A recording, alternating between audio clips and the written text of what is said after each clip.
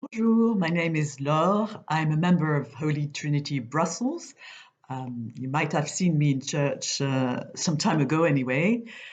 I work for Christian Solidarity Worldwide. It's one of the charities that is financially supported by HTB. For those who do not know CSW, it is a Christian NGO that works over 20 countries to ensure that the right to freedom of religion or belief is upheld and protected. In the newsletter, you will find a link to the CSW website and the prayer diaries, and also a link to an interview of Miriam Ibrahim by my colleague Emma. I don't know if you remember, but Miriam Ibrahim is a Christian who was put in prison in Sudan for apostasy. She was pregnant at the time and had to give birth in prison.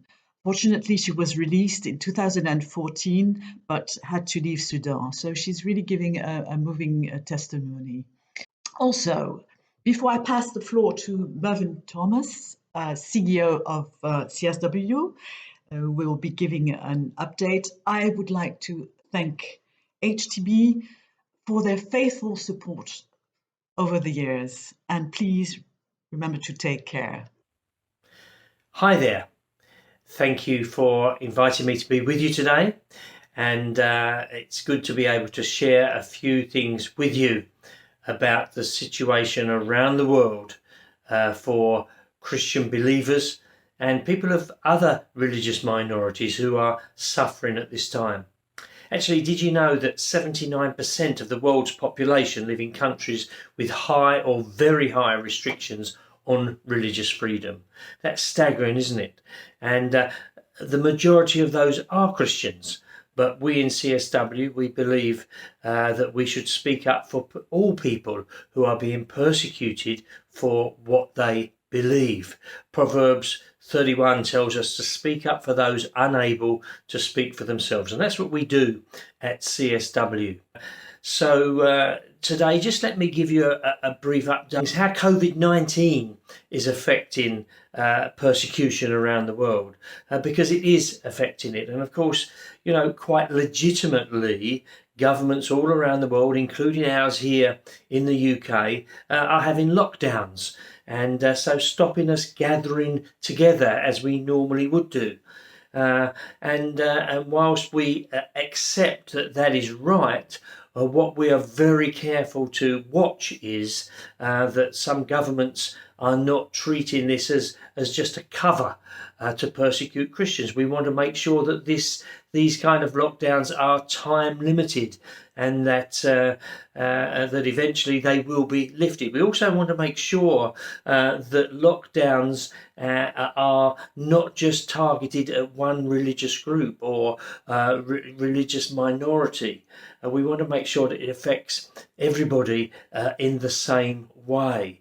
But there is no doubt that that COVID-19 places increased pressures on believers around the world, particularly those, for example, that are in overcrowded, unsanitary conditions in prison, such as the many prisoners in Iran.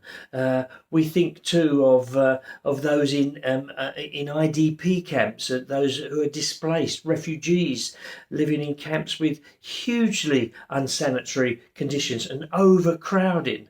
So much so that an outbreak of COVID could have dire consequences.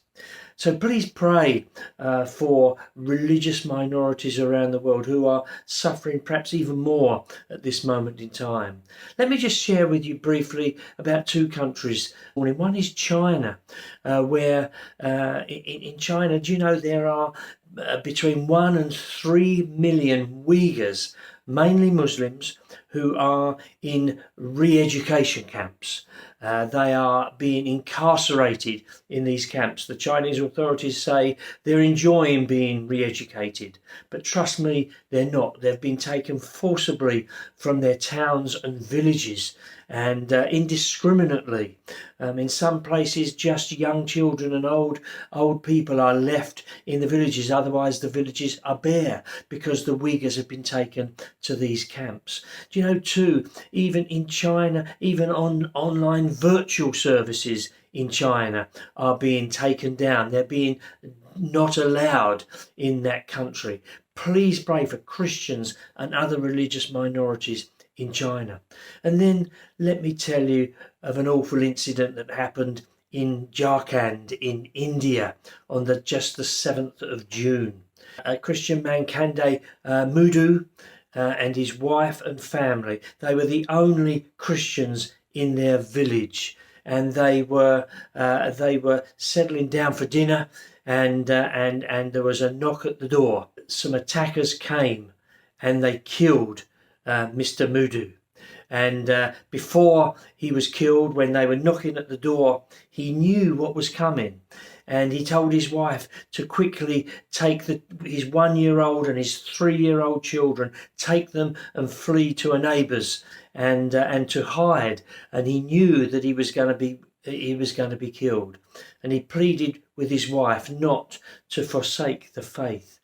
Sadly, Kande Mudu was killed, and his wife and 2 children, who are now in hiding, his wife she has said, "I live for Jesus and I will die for Jesus, but I will never renounce my faith." And so please pray for the Mudu family and many others.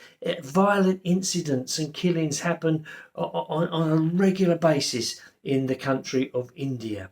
And so please pray for them. There are 3 things we can do. As I finish today, let me just give you 3 things you can do. You can pray. Prayer is the most important thing because we believe that prayer changes things. The effectual, fervent prayer of a righteous person avails much, according to James. And so please pray.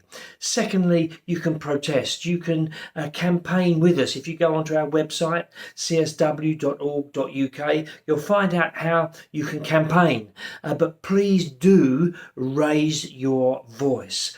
And the third thing you can do is that you can contact. We have something called Connect and Encourage. It's an address book basically, and you can write letters and cards of encouragement to the families of those in prison. You can write to people in prison. You can write to families and loved ones of people who have lost people who have been martyred for their faith, but you can actually reach out to them.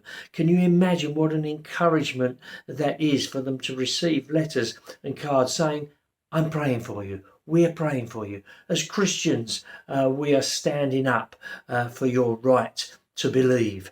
So please today, as I finish my little update for you, I'm sorry it's been so brief, but I would plead with you, if there is one thing that we mustn't do, that is to remain silent. We need to stand up and speak out for those that are suffering these terrible abuses around the world today. Thank you so much, and God bless you.